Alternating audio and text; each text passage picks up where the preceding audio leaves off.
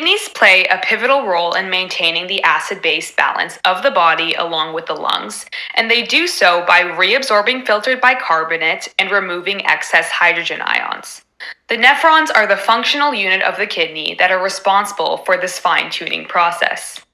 As filtrate or early urine passes through the glomerulus, it's greeted by its first stop in the journey of the nephron, which is the proximal convoluted tubule, which is the powerhouse of the nephron, and it does the majority of the reabsorption of sodium and other electrolytes.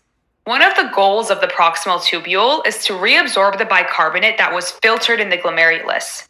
This happens indirectly as bicarbonate enters the tubular cells, gets converted into water and carbon dioxide, and then recatalyzed to bicarbonate and hydrogen ions.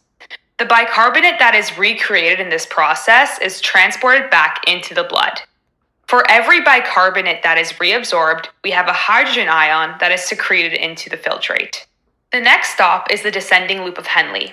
This region isn't responsible for acid-base fine-tuning, but rather its job is to pump out ions and solutes and draw out water. So as our filtrate passes by, it becomes more concentrated. Now that we have a very concentrated filtrate, its next stop is the distal convoluted tubule. This is where the nephron does further fine-tuning and secretes hydrogen ions. Normal renal hydrogen ion secretion involves 3 big steps. Step 1 is reabsorption of sodium to create a negative gradient in the tubular lumen. Step 2 is excretion of hydrogen ions by an ATPase.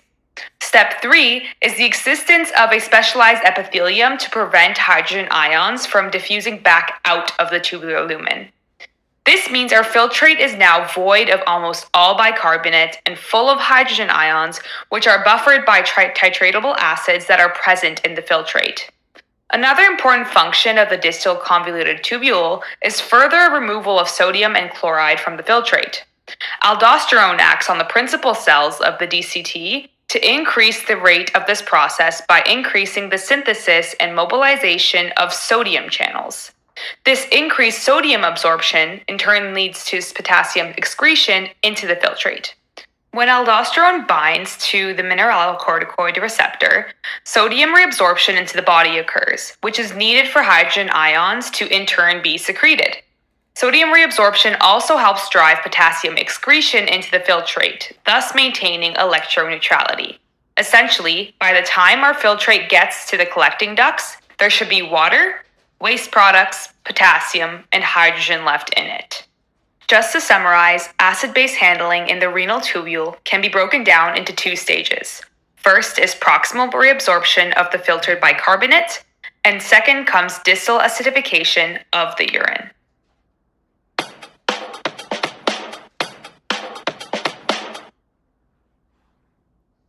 Now let's get into a clinical approach to non-anion gap metabolic acidosis, or NAGMA.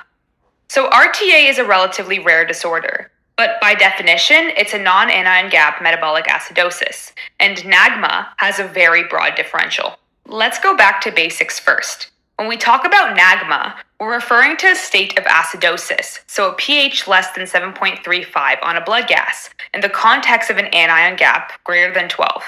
And remember, to identify that we're dealing with a metabolic acidosis, we have a low pH as well as low serum bicarbonate, suggesting a base deficit. For a detailed review on how to calculate anion gap and more about acid-base disturbances, check out the Approach to Acid-Base Disturbances episode on PEDS cases.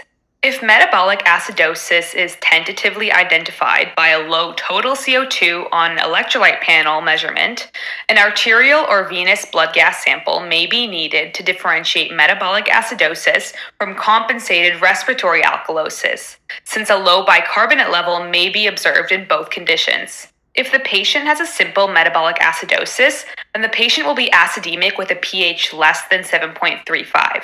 And if the patient has a respiratory alkalosis with compensated metabolic acidosis, the patient is alkalemic with a pH greater than 7.4.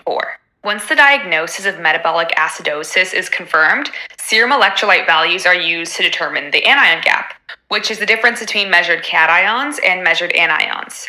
As a quick refresher, you can calculate an anion gap by subtracting sodium from chloride plus bicarbonate. Remember, the anion gap can be underestimated in children with hypoalbuminemia. Now, let's say we've reviewed the blood work and the anion gap is normal, and we need to figure out what's going on here. A diagnostic evaluation, including serum or plasma electrolytes, calculation of the anion gap, and elements from history and physical exam, are usually enough to determine the cause of the metabolic acidosis and then guide therapy. When thinking about our broad differentials for NAGMA, we can think of three groups of etiologies. First is GI losses, second is chloride intoxication, and third is renal losses. So for GI losses, we're thinking things like diarrhea, surgical drains, ureteral diversion to the bowel, or cholestyramine. And for chloride intoxication, we're thinking about normal saline, which is very common, hydrochloric acid or chloride gas intoxication, which is very rare. And for renal losses, we're thinking about RTAs, so type 1, 2, or 4. And have you guys heard of a mnemonic to remember the causes of NAGMA? Well, one mnemonic is actually, in fact, heard of. So H for hypoaldosteronism, E for extra chloride, A for acetazolamide, R for RTA, D for diarrhea, O for ostomies, and F for fistulae. So just think about that next time when someone asks you if you've heard of NAGMA before.